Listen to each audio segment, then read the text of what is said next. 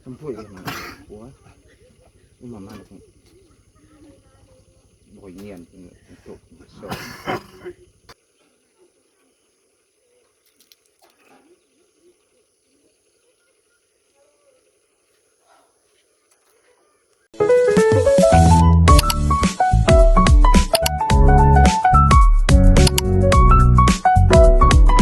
So ngayon nga araw mga kabayan, so andito ako ngayon sa aking bukirin.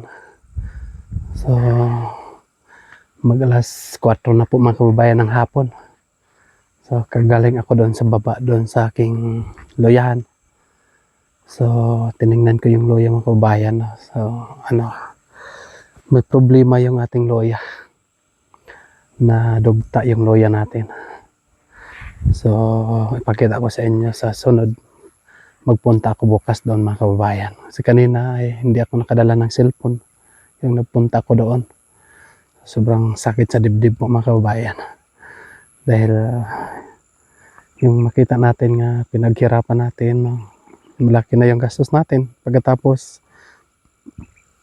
yan lang po ang mangyayari. Pero, tanggapin na lang natin. Wala tayong magagawa mga kababayan. So ngayon po mga kababayan ay uwi na ako. Dahil meron pa akong daanan doon sa 29. So yung nagpunta ko kanina dito ay meron akong nakita doon nga nagsuka, nagsuka ng dugo mga kababayan. So tinanong ko siya kung ano ang nangyari. Sabi niya nga pag inuubo daw siya ay magsuka siya ng dugo. So kaya ay tinanong ko siya kung may resita ba mga kababayan. So meron daw pero walang maibili ng gamot. So kanina ay hiningi ko yung kanyang resita. So nagpabili agad ako doon sa Malabog kanina mga kababayan. Pero iilan lang yung nabili. Sinabihan ko yung aking pamangkin nga ihatid mo na lang doon sa bahay kasi kunin ko na mamaya. So nagchat naman yung aking pinsan ngayon mga kababayan. Nagchat naman yung aking pamangkin nga papunta na daw sila dito. So, kaya sasalubungin ko na lang mga kababayan yung aking pamangkin. So sobrang nakakaawa po mga kababayan na. Dahil pag inaubos siya ay yun ang mangyari sa kanya. So samahan nyo na lang ako mga kababayan sa aking mga kaganapan ngayon nga hapon. Dahil alas 4 na. So tara na mga kababayan. So yun mga kababayan, so andito na ako sa Sitio 29. Ay purok lang pala ito mga kababayan. So dito noon mga kababayan, dito kami nagpunta nila Sir Paul at ni Mang Ili. So nagbigay din kami dito mga package mga kababayan at saka mga bigas. Nung December yata yun. Pero noon mga kababayan, marami pa yung bahay dito. May bahay pa dito, may bahay doon. Tapos dyan sa kabila. Pero sa ngayon mga kababayan ay paunti-unti nang nawala yung bahay dito mga kababayan. Ilan na lang yung bahay. May 8 bahay na lang na natira mga kababayan. So yung bahay dito noon ay abot ng 17. So ngayon ay wala na. 8 na lang ang bahay. So iwan ko kung bakit. So nagtatanong ako dito sa aking kapatid. Sabi niya sa akin nagpunta daw sa alon ng iba. At saka yung iba ay nagpunta na doon sa may karsada. So dito mga kababayan ay tahimik nga lugar dito, at wala tayong makikita nga landmine, yan ang tawag namin mga kababayan, yung anong tawag dyan, yung hugaw, yung landmine ang tawag sa amin mga kababayan. Yung maapakan namin tapos agay, ganun ba, parang masakit pero hindi pala, mabaho lang. So wala kaming nakikita dito mga kababayan. So ngayon ay puntahan natin yung sinasabi ko sa iyo kanina na may sakit para ibigay natin yung gamot na para sa kanya. So tara na.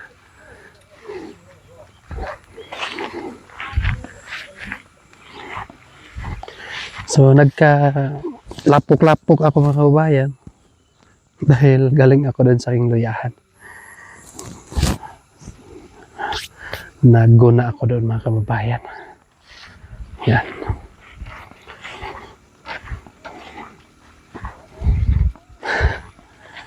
So ito yung sinasabi ko sa inyo mga kababayan nga may sakit. So nakita ko siya kanina, yung pagpunta ko dito kanina. So kumusta Brad? Kumusta yung pakiramdam mo? Medyo iba pa rin. Iba pa rin? Oo. Kailan nag-umpisa yan? Bakit nagkaganon ka? Ano lang yung nag-umpisa ito dahil lang sa pagtatrabaho ko. Hmm? Oo. Ano yung ginagawa mo noon? Pero yung bata ka pa, hindi mo naramdaman nga may sakit kang ganon?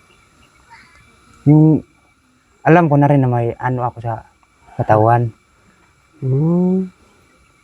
Pero hindi ko naman alam kung mas malala ito. Hindi. So, yung nagtatrabaho ka na, doon mo na nalaman nga nag-epek na yung sakit mo. Oo. Ganyan nga.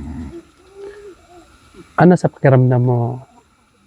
Masakit ba sa ilalim? O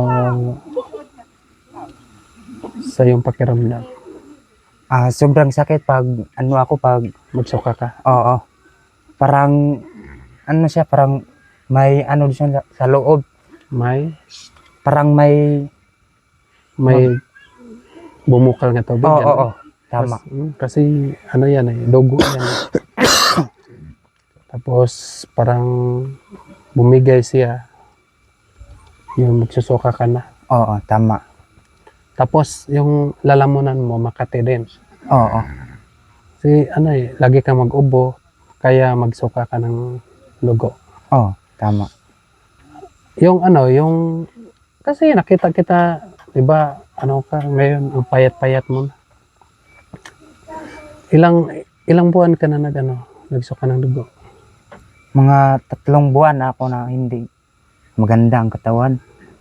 3 buwan ka na hindi maganda, hindi ka nakapagtrabaho ng maayos. Oo.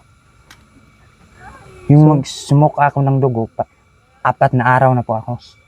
Ngayon? Oo. Nung una, medyo okay ka na. Oo. Pagkatapos, ngayon, bumalik na naman. Mm. Anong dahilan? Bakit bumalik? Ano lang kasi yung trabaho ko dito, kung may mga kamuti na Maghakot ka ng kamote. Oo, tama. Kaya yung sakit mo ay Mabalik-balik. mabalik-balik. Oo. So sana hindi ka muna maghakot ng kamote kasi meron ka pang pakiramdam. So hirap pag magsuka tayo tapos dugo pa naman yung masuka natin.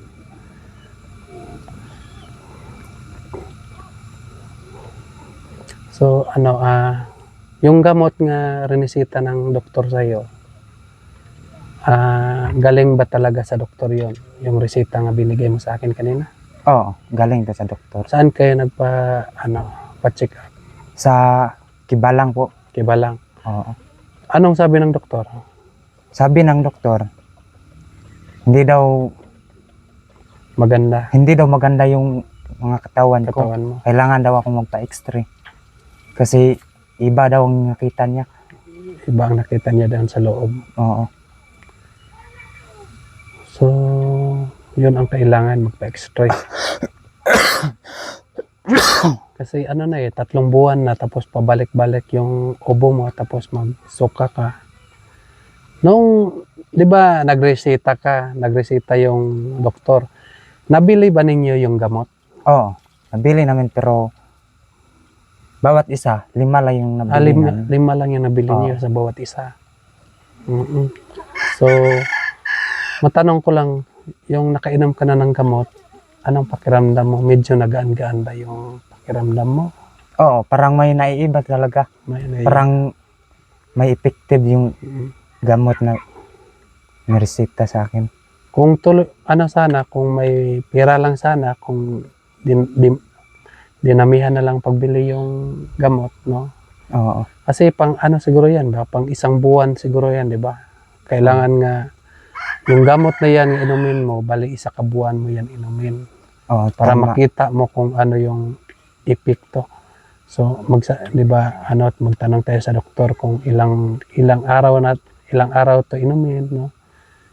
So, magsabi ang doktor 18 ka araw or 20 ka adlaw. Pag hindi ka okay, balik ka naman dito. Kaya check naman natin.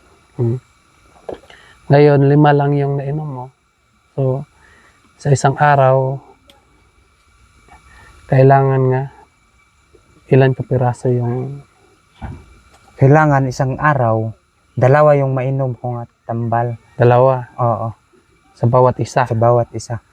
So, hindi lang naabutan ng 3 araw yung gamot mo. Oo, hindi lang. Magdasal lang tayo sa Panginoon nga may mga blessing na dumating sa ating buhay, no? Para makatulong din tayo sa iyo kahit konti. So, yung gamot mo ay ganito pala yung mga gamot mo. Yan. Ito yung krinisita ng doktor sa iyo. Tsaka, yan. Maraming salamat po. Sinagay ko na lang dyan Tulong kasi, ito sa akin. para din meron kang lagyan ng gamot. At saka, magsabi ka lang kung maubos na yan. Kasi, bibili tayo, no? Oo. Baka naman po may mga taong makakita ng vlog natin nga maawa sa'yo, gano'n. So, makabili tayo ng gamot mo at mapa-x-rayhan natin yung katawan mo. Maraming salamat po. Pero pag ako naman po ang may pera, no, pagdasal niyo po ako na may pera ako. So, ipa-x-ray ka, no?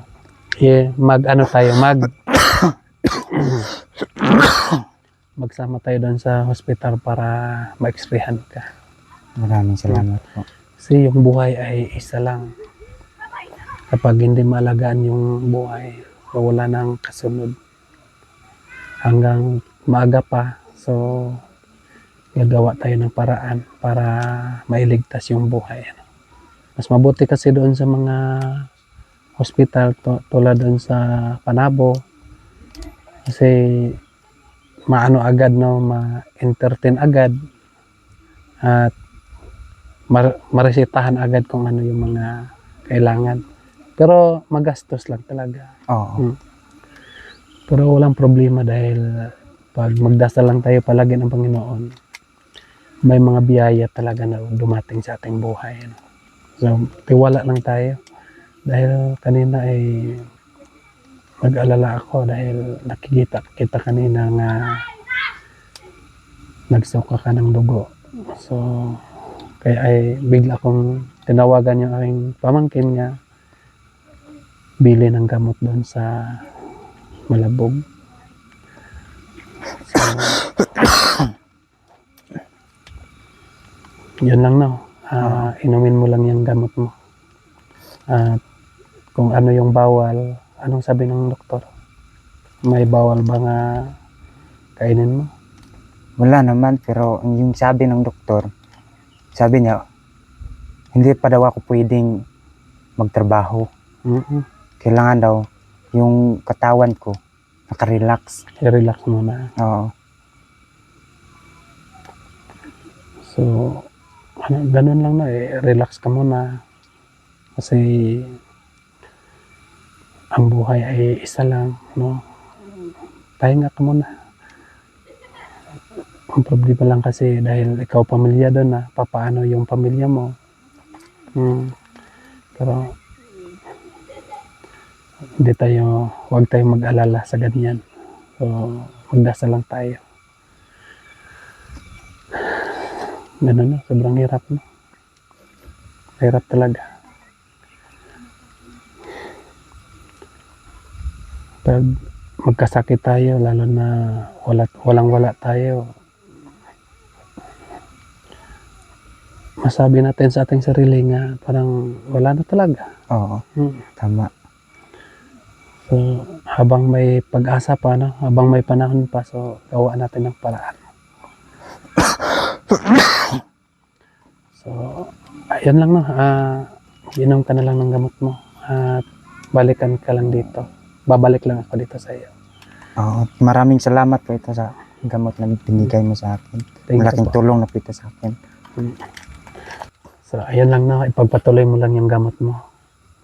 Opo. At kung sakaling man nga may mga blessing na dumating sa akin, so babalikan kita dito para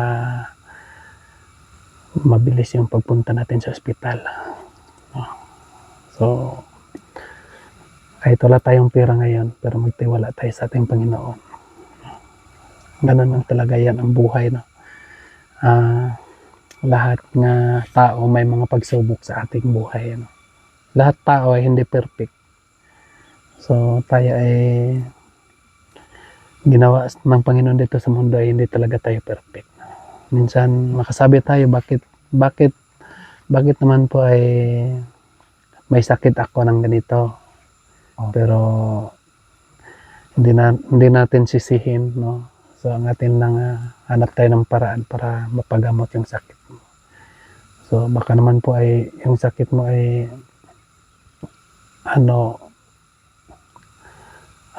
TB ganon. Di ba? Mas maganda kasi yung ma-x-ray, matingnan doon. Para ang TB kasi mabilis lang daw ang gamot, no. Pero marami kasi yan eh. Marami ang dahilan bakit tayo magsuka ng dugo. Hindi lang dahilan sa TB lang, sa may mga dahilan pa. So siguro may mga problema ka din doon sa loob, sa yung dito, sa katawan mo, ganon. So mas maganda talagang pa-x-ray sabi ng doktor. Tama. So, ganun lang no. Matulong mo lang sa akin ay magdasal ka lang. Opo. Para may mga taong maawa sa iyo at sila yung gamitin ng Panginoon para matulungan ka at madala kita doon sa ospital.